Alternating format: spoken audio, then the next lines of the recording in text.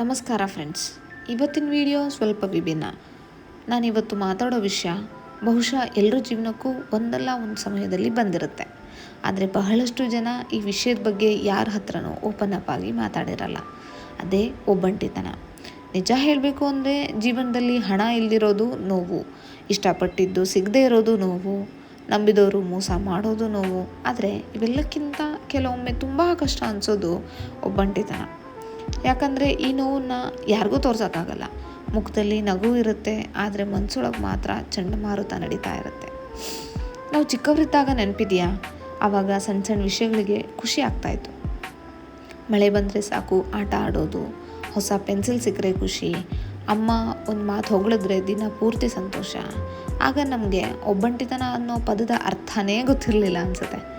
ಯಾಕಂದರೆ ಮನಸ್ಸು ತುಂಬ ಶುದ್ಧವಾಗಿತ್ತು. ಯಾರ ಮೇಲೂ ನಿರೀಕ್ಷೆ ಅನ್ನೋದಿರಲಿಲ್ಲ, ಯಾರು ನಮ್ಮನ್ನು ಬಿಟ್ಟು ಹೋಗ್ತಾರೆ ಅನ್ನೋ ಭಯ ಇರಲಿಲ್ಲ. ಆದರೆ ವಯಸ್ಸು ಜಾಸ್ತಿ ಆಗ್ತಾ ಹೋದಂತೆ ಜೀವನದ ನಿಜ ಮುಖ ಕಾಣಿಸ್ಕೊಳ್ತಾ ಹೋಗುತ್ತೆ. ನಂಬಿದವರು ದೂರ ಆಗ್ತಾರೆ, ಕೆಲವರು ಕಾರಣ ಕೊಟ್ಟು ಹೋಗ್ತಾರೆ, ಕಾರಣವಿಲ್ಲದೆ ಬಿಟ್ಟು ಹೋಗ್ತಾರೆ, ಕೆಲವರು ನಮ್ಮನ್ನು ಉಪಯೋಗಿಸ್ಕೊಂಡು ಹೋಗ್ತಾರೆ, ಇನ್ನು ಕೆಲವರು ನಮ್ಮ ನೋವನ್ನೇ ಅರ್ಥ ಮಾಡ್ಕೊಳ್ಳಲ್ಲ. ಆಗ ಮೊದಲ ಬಾರಿಗೆ ಮನಸ್ಸಿಗೆ ಒಂದು ಪ್ರಶ್ನೆ ಬರುತ್ತೆ, ನಾನು ಇಷ್ಟು ಒಳ್ಳೆಯದಾಗಿದ್ದರೂ ನನಗೆ ಯಾಕೆ ಹೀಗಾಗ್ತಿದೆ? ಈ ಪ್ರಶ್ನೆಗೆ ಉತ್ತರ ಸಿಗದೇ ಇದ್ದಾಗ ಒಬ್ಬಂಟಿತನ ಶುರುವಾಗುತ್ತೆ. ಇವತ್ತಿನ ಕಾಲದಲ್ಲಿ ಎಲ್ಲರ ಹತ್ರ ಫೋನ್ ಇದೆ. ಆ ಫೋನಲ್ಲಿ ನೂರಾರು ಕಾಂಟ್ಯಾಕ್ಟ್ಸು ಇದೆ, ವಾಟ್ಸಪ್ ಗ್ರೂಪ್ಗಳಿದೆ, ಇನ್ಸ್ಟಾಗ್ರಾಮಲ್ಲಿ ಫಾಲೋವರ್ಸ್ ಇದ್ದಾರೆ, ಫೇಸ್ಬುಕ್ಕಲ್ಲಿ ಫ್ರೆಂಡ್ಸ್ ಇದ್ದಾರೆ. ಆದರೆ ಒಂದು ದಿನ ಮನಸ್ಸು ತುಂಬ ಬೇಜಾರಾಗಿ ಯಾರಿಗಾದ್ರೂ ಕಾಲ್ ಮಾಡೋಣ ಅಂದರೆ ಯಾರಿಗೆ ಕಾಲ್ ಮಾಡಬೇಕು ಅಂತಲೇ ಗೊತ್ತಾಗಲ್ಲ. ಅದೇ ಜೀವನದ ದೊಡ್ಡ ವಿಪರ್ಯಾಸ. ಜನರ ನಡುವೆ ಇದ್ದು ಒಬ್ಬಂಟಿಯಾಗಿರೋದು. ನಿಮ್ಗೆ ಯಾವತ್ತಾದರೂ ಹೀಗೆ ಅನಿಸಿದೆಯಾ? ಹಗಲು ತುಂಬ ಬ್ಯುಸಿ, ಕೆಲಸ ಇರುತ್ತೆ, ಮನೆ, ಜವಾಬ್ದಾರಿ. ರಾತ್ರಿ ಎಲ್ಲ ಮಲಗಿದ ಮೇಲೆ ಮನಸ್ಸು ಮಾತ್ರ ಜಾಗೃತವಾಗುತ್ತೆ. ಹಳೆಯ ನೆನಪುಗಳು ಬರುತ್ತೆ, ಹೋದ ಜನ ನೆನಪಾಗ್ತಾರೆ, ಮಾತಾಡದ ಉಳಿದಂಥ ಮಾತುಗಳು ನೆನಪಾಗುತ್ತೆ, ಮಾಡಿದ ತಪ್ಪುಗಳ ನೆನಪಾಗುತ್ತೆ. ಆಗ ಕಣ್ಣಲ್ಲಿ ನೀರು ಬರುತ್ತೆ. ಕಾರಣ ಒಂದೇ, ಮನಸ್ಸು ಒಬ್ಬಂಟಿಯಾಗಿರುತ್ತೆ. ಇನ್ಸ್ಟಾಗ್ರಾಮ್ ಓಪನ್ ಮಾಡಿ ಎಲ್ಲರೂ ಖುಷಿಯಾಗಿರೋ ಥರ ಕಾಣ್ತಾ ಇರ್ತಾರೆ. ಯಾರೋ ಟ್ರಿಪ್ಪಲ್ಲಿ, ಇನ್ಯಾರೋ ಪ್ರೀತಿಯಲ್ಲಿ, ಇನ್ಯಾರೋ ಹೊಸ ಮನೆ ಕಟ್ಟಿದ್ದಾರೆ, ಮತ್ತಾರೋ ಇನ್ನೊಂದು ಹೊಸ ಕಾರ್ ತೊಗೊಂಡಿದ್ದಾರೆ. ಅದನ್ನು ನೋಡಿದಾಗ ನಮ್ಮ ಜೀವನ ಮಾತ್ರ ಹೀಗೆ ಅಂತ ಅನಿಸುತ್ತೆ ಅಲ್ವಾ? ಆದರೆ ನಿಜ ಏನು ಗೊತ್ತಾ, ಪ್ರತಿಯೊಬ್ಬರ ಜೀವನದಲ್ಲೂ ಸಮಸ್ಯೆಗಳಿವೆ. ಹೌದು, ಯಾರೂ ತಮ್ಮ ಕಣ್ಣೀರಿನ ಫೋಟೋನ ಪೋಸ್ಟ್ ಮಾಡಲ್ಲ, ಯಾರೂ ತಮ್ಮ ನೋವಿನ ವಿಡಿಯೋನ ಹಾಕಲ್ಲ. ಎಲ್ಲರೂ ಖುಷಿ ಕ್ಷಣಗಳನ್ನು ಮಾತ್ರ ತೋರಿಸ್ಬೇಕು, ಜಗತ್ತು ಅದನ್ನು ಮಾತ್ರ ನೋಡಬೇಕು ಅಂತ ಆಸೆ ಪಡ್ತಾರೆ. ಹೀಗಾಗಿ ನಮ್ಮ ಜೀವನವನ್ನು ಬೇರೆ ಯಾರ ಜೊತೆನೂ ಹೋಲಿಸೋದೇ ಬೇಡ. ನಾವು ಯಾರನ್ನ ತುಂಬ ಇಷ್ಟಪಡ್ತೀವಿ ಅಂದರೆ ಅವರಿಂದ ತುಂಬ ನಿರೀಕ್ಷೆ ಮಾಡ್ತೀವಿ.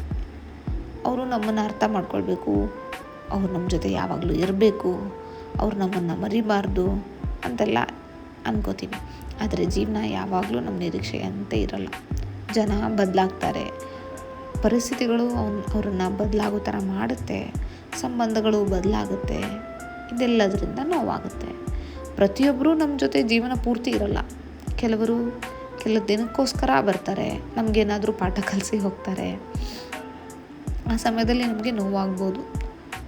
ಆದರೆ ವರ್ಷಗಳ ನಂತರ ಯೋಚಿಸಿ ನೋಡಿದ್ರೆ ಅವರಿಂದಲೇ ನಾವು ತುಂಬ ಸ್ಟ್ರಾಂಗ್ ಆಗಿದ್ದೀವಿ ಅಂತ ಗೊತ್ತಾಗುತ್ತೆ. ಒಂದು ಸತ್ಯ ಹೇಳ್ತೀನಿ, ಜೀವನದಲ್ಲಿ ಎಲ್ಲರೂ ನಮ್ಮ ಜೊತೆ ಇದ್ದಾಗ ನಾವು ನಮ್ಮ ಶಕ್ತಿಯನ್ನು ಅರ್ಥಕೊಳ್ಳಲ್ಲ. ಆದರೆ ಎಲ್ಲರೂ ದೂರ ಆದಾಗ ನಾವು ನಮ್ಮನ್ನು ಕಂಡುಕೊಳ್ತೀವಿ. ಒಬ್ಬಂಟಿಯಾಗಿ ನಡೆದಾಗ, ಒಬ್ಬಂಟಿಯಾಗಿ ಅತ್ತಾಗ, ಒಬ್ಬಂಟಿಯಾಗಿ ಎದ್ದಾಗ ನಮ್ಮೊಳಗಿನ ಶಕ್ತಿ ಗೊತ್ತಾಗುತ್ತೆ. ಮೊದಲನೇದಾಗಿ, ಒಬ್ಬಂಟಿತನ ಅನ್ನೋದು ಸಹಜ. ಇದನ್ನು ಯಾಕೆ ಇಷ್ಟೆಲ್ಲ ಮಾಡಿ ಅಯ್ಯೋ ಒಬ್ಬಂಟಿತನ, ಲೋನ್ಲಿನೆಸ್ ಅನ್ನೋದೆಲ್ಲ, ಇದು ಎಲ್ರಿಗೂ ಬರುತ್ತೆ. ಇನ್ನೊಂದು, ಮನೆ ಒಳಗಡೆ ಮಾತ್ರ ಒಬ್ಬಂಟಿತನದಿಂದ ಮನೆ ಒಳಗಡೆ ಕೂತ್ಕೋಬೇಡಿ. ಹೊರಗೆ ಹೋಗಿ ವಾಕ್ ಮಾಡಿ, ನೇಚರ್ ನೋಡಿ, ಸೂರ್ಯಾಸ್ತ ನೋಡಿ, ಮನಸ್ಸು ಸ್ವಲ್ಪ ಹಗುರಾಗುತ್ತೆ. ಮೂರನೇದಾಗಿ, ನಿಮ್ಗೆ ಇಷ್ಟವಾದಂಥ ಕೆಲಸ ಮಾಡಿ, ಹಾಡು ಕೇಳಿ, ಪುಸ್ತಕ ಓದಿ, ಚಿತ್ರ ಬಿಡಿಸಿ, ಅಥವಾ ಹೊಸದಾಗಿ ಏನಾದರೂ ಕಲೀರಿ. ಯಾರಾದರೂ ನಿಮ್ಮನ್ನು ಬಿಟ್ಟು ಹೋದರು ಅಂತ ನೀವು ಕಡಿಮೆ ಆಗಲ್ಲ. ಯಾರಾದರೂ ನಿಮ್ಮ ಮೆಸೇಜಿಗೆ ರಿಪ್ಲೈ ಮಾಡಲಿಲ್ಲ ಅಂತ ನಿಮ್ಮ ಬೆಲೆ ಕಡಿಮೆ ಆಗಲ್ಲ. ಯಾರೂ ನಿಮ್ಮನ್ನು ಅರ್ಥ ಮಾಡ್ಕೊಳ್ಳಿಲ್ಲ ಅಂತ ನೀವು ತಪ್ಪು ಅಂತ ಅರ್ಥ ಅಲ್ಲ.